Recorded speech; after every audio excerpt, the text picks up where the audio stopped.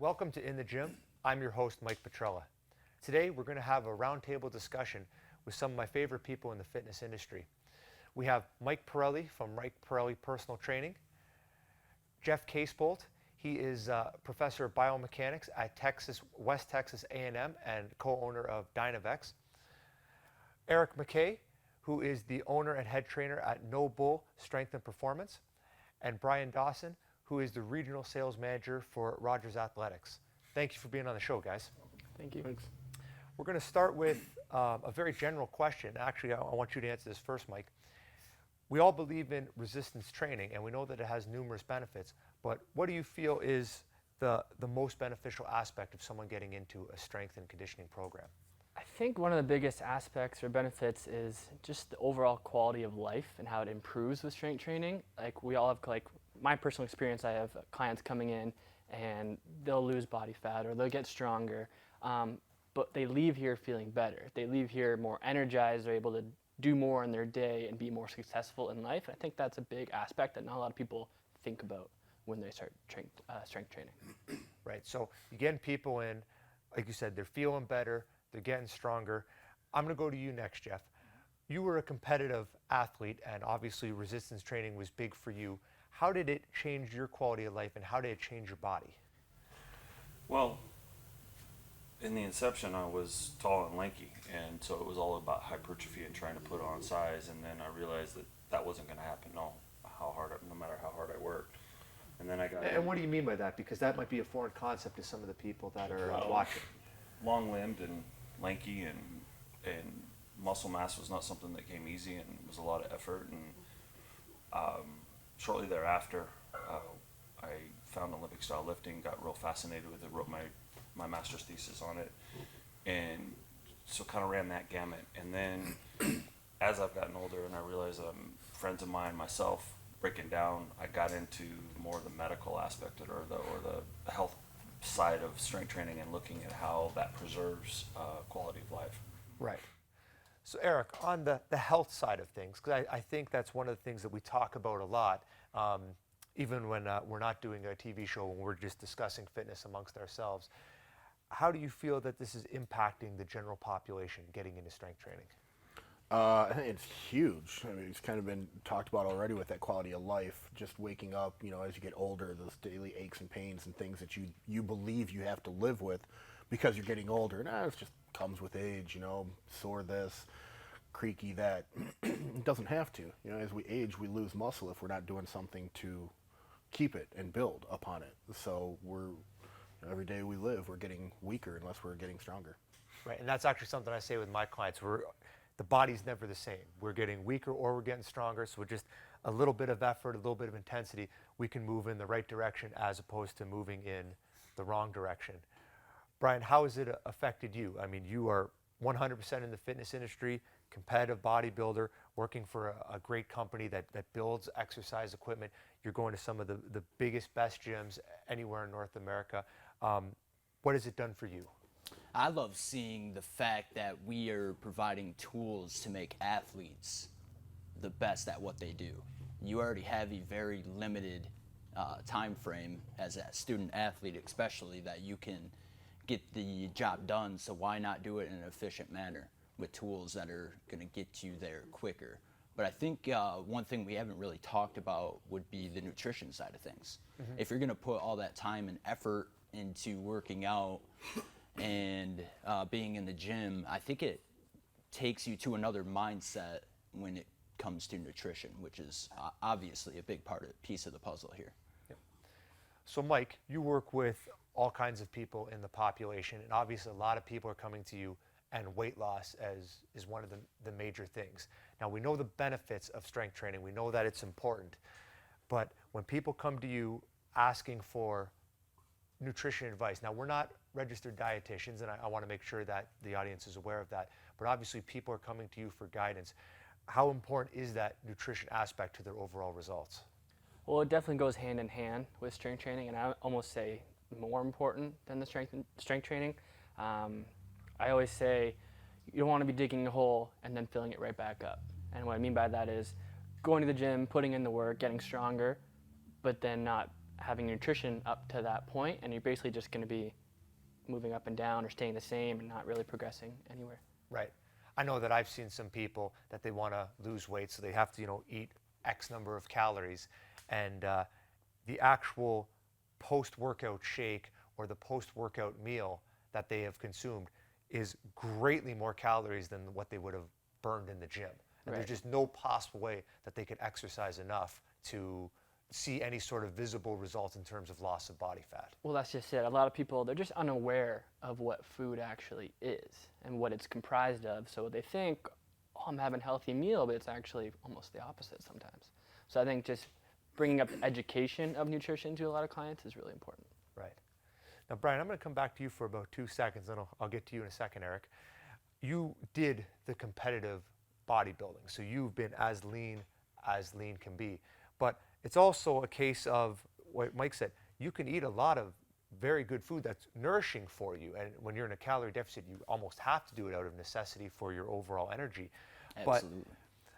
But you can put on body fat by eating very good food if it's in a surplus, or you can eat food that's not necessarily nutritionally, that's not good for you.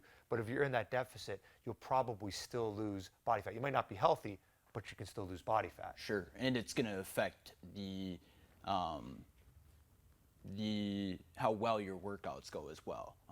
What I mean by that is there's this common misconception about fats, that fat is just going to make you fat, which isn't the case at all.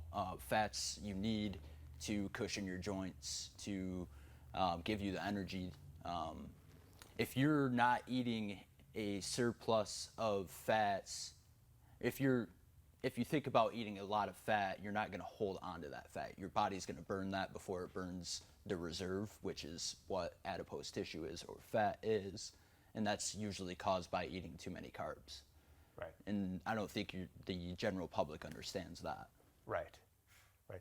You had something to add to that, Erik? I just, as Spike and Brian were talking, I think another one is just knowing what an actual portion size is, or a serving is. Like, it tells us on every single thing that we eat, like, this is a serving size, is how much of this.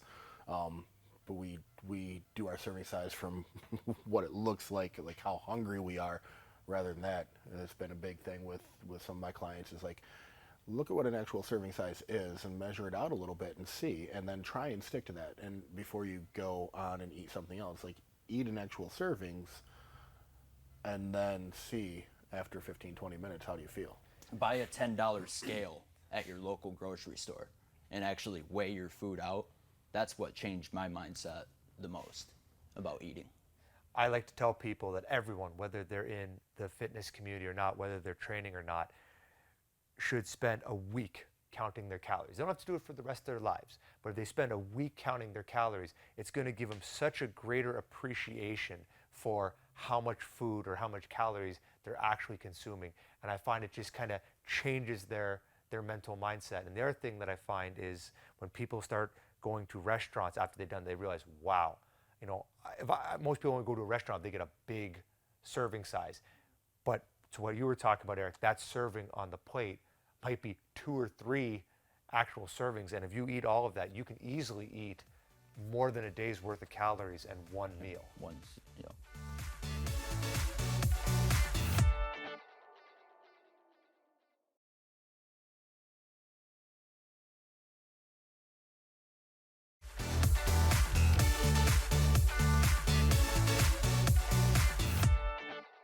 We're back on In the Gym, and we just finished talking about some of the challenges with nutrition.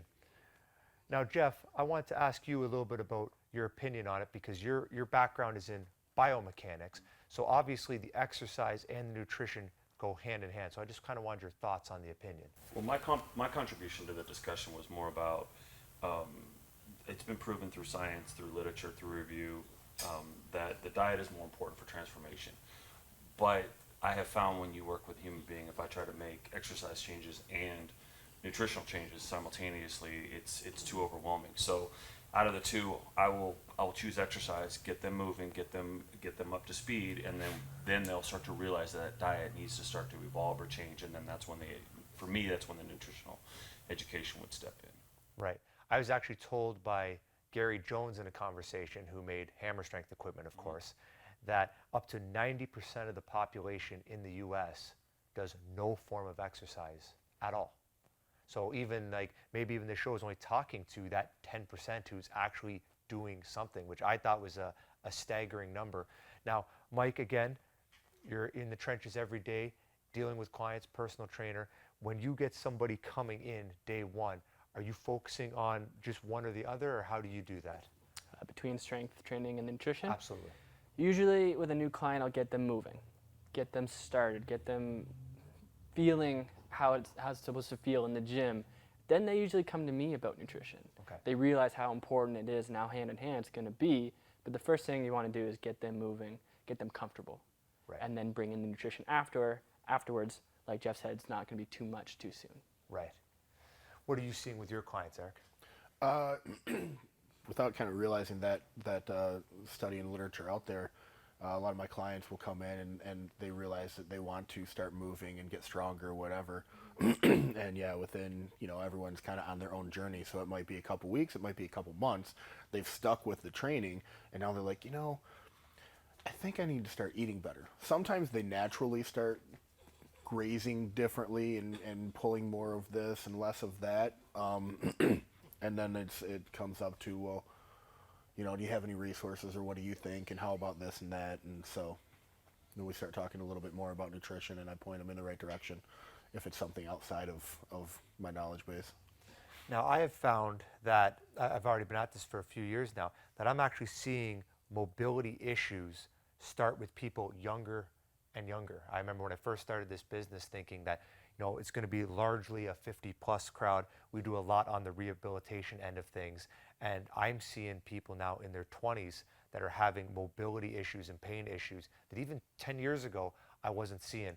Are you kind of finding that when you're almost getting people to design equipment there, Brian, that you're looking at these biomechanics so thoroughly, because as opposed to just having, a very strong young athlete that can almost do anything, you have to think of, hey, this person may have this knee issue, this back issue, this whatever issue. Yeah, so we never rush a machine out to sale, market. Everything we do, the power squat that I demonstrated, that took something like 7 years to get to market. And that's because you're out there taking it to different athletes, different size athletes, different coaching strategies, and so on and so forth, to make sure that, it's going to encompass all these things that we want to in this one machine. And there's been an epidemic lately, I would say within the past 10 years, and you see it in the NFL, the NBA with all these Achilles tears, ACL tears would always be a thing in professional athletics. But now you look and these kids are younger and younger. You're getting kids in 6th, 7th grade tearing ACLs and whatnot.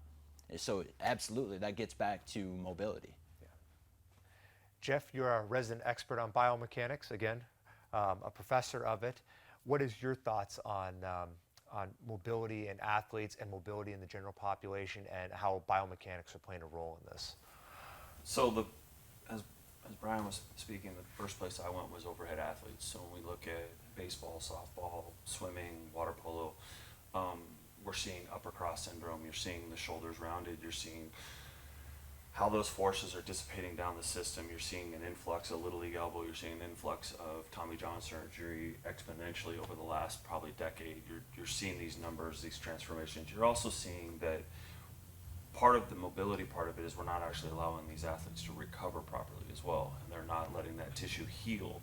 And it's not about the stimulus, it's about recovery, stimulus then recovery. So for me, the one area that I'm paying most attention to it is actually the overhead athlete. In general population, I just think the sedentary lifestyle is really starting to take effect on the way people sit, move. We're losing basic mobility, the texting, the computers and whatnot. And I think you're seeing that neck shoulder complex is starting to evolve.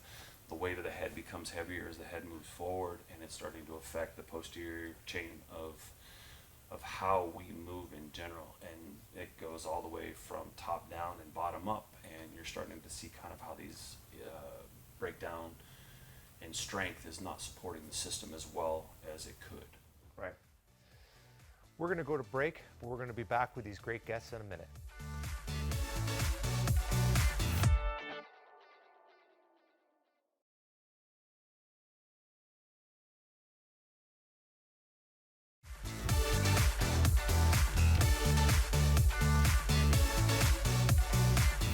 Thank you for coming back for In the Gym.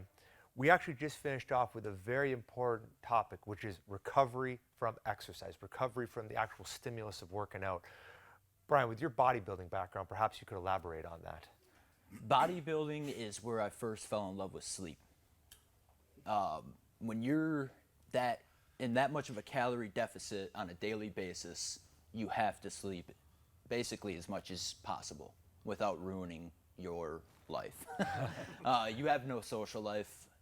That goes without saying, or it takes a serious hit when you're bodybuilding. But sleep is a very underrated part of the recovery process, even for an everyday person. If you're going to be lifting 2, 3, 4 times a week, so I know you guys encourage your clients to do this, but when I was doing that, and I still do it with my workouts, I'll keep a log, and it goes in as much detail as how I'm feeling that day, what time of day I'm working out, what my diet was like the day before, or even up to that day if I'm training later in the day. I would leave out things like what my weight is, just because that Fluctuates so much. Yeah, I mean, it just didn't really mean, that's not a direct measure to me. But those types of things bring back to, okay, if I'm going to take this seriously, I can't be out there eating a whole pizza the night before I'm going to go train, because that just ruins my training session the next day. If I'm paying this money to go get the most out of this, I should help myself outside of the gym to be able to get the most out of that training. Right. Jeff, do you have something to add to this? Well, the formula or the way I look at it is just stimulus, recovery, adaptation. And if you're adding a stimulus and you're not allowing for proper recovery, you're not going to get adaptation. And so proper recovery, the way that I understand it, is quality of sleep, proper nutrition, and plenty of hydration.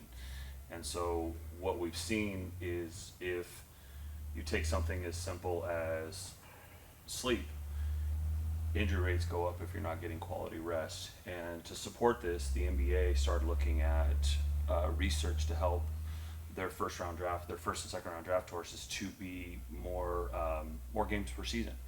And they found there were 4 things that they paid attention to: sugary drink, quality of sleep, lack of quality sleep due to blue light screens in the evening, number of games played before 18th birthday, and then the last one was looking at proper strength training and how gaining strength to body weight ratio was more beneficial than skill acquisition in a weight room, along those lines.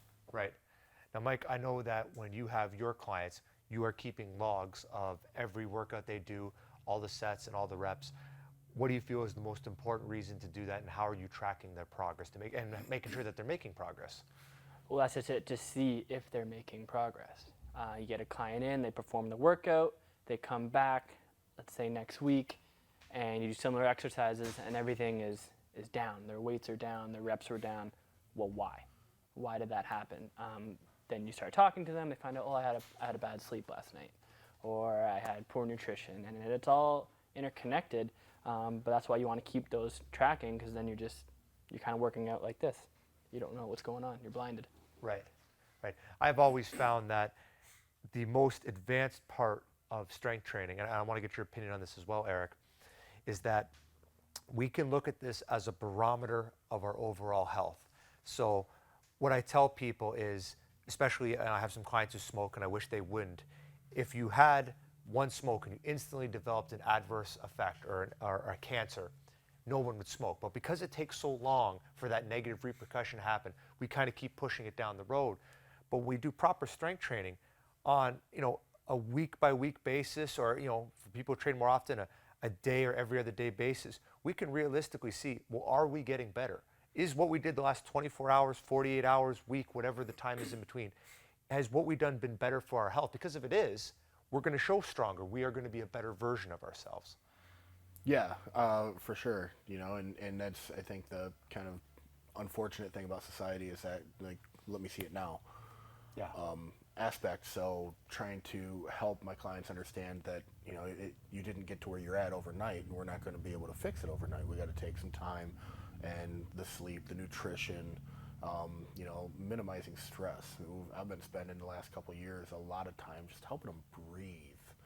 And if I can get them into a quality belly breathing at the end of their workout or whatever, to drop from that sympathetic state down into more of a neutral, closer parasympathetic, and relax, and we'll use that. I'll tell them, you know, help them, and it sounds weird helping someone breathe right. You know, I breathe every day, but helping them get into a quality of belly breathing and tell them, okay, tonight I want you to practice 20 belly breaths. Right. And it's funny how many times they're asleep before they get to 20. Right. Wow, I fell asleep really fast last night. That was some of the best, you know, and before they know it, it's their habit. They're getting good sleep, and then their nutrition improves, their workouts improve, and, you know, Would you something say always that happens. proper strength training program helps with the mindset for other things in life? Oh yeah. I mean, if you can handle a good intense workout, and I tell my clients, athletes, and people all the time, I said, do you realize what you just accomplished? Do you realize what we just did, and how you can take that into your day to day, go to work, and there's something that, you know, your boss presents to you and you don't think you can do it. You just pushed 500 on the hip press for 20 reps. How can you not, you know, get that paperwork or this thing done? I never really thought about it like that. Yeah, but it all works together. Absolutely. Again, I think everyone on this panel believes in the power of resistance training, of strength training. Jeff, you want something to add to that? As a professor, one of the things I came in, and not really my area of expertise, but mine was what happens to cognition with physical activity. And the literature is stacked. It's very well documented. It started with aerobic, and now it's actually moving into strength training. It's when the data is collected, but we're actually showing through just kind of quizzes and different things that we do in class that if you have a bout of physical activity, how it changes cognition or retention of information or the ability to do better on your exams, which is counterintuitive to what's going on in the States, because physical education only exists in less than 6% of all high schools from 9 through 12. So we know it works, it's there, but we're eliminating it from the system, and it's a travesty in my opinion. Guys, I want to thank you all for being on the show. I hope all of the people that are watching this were able to get a good amount of information for it. I hope it helps them in the gym, and I hope it helps their quality of life.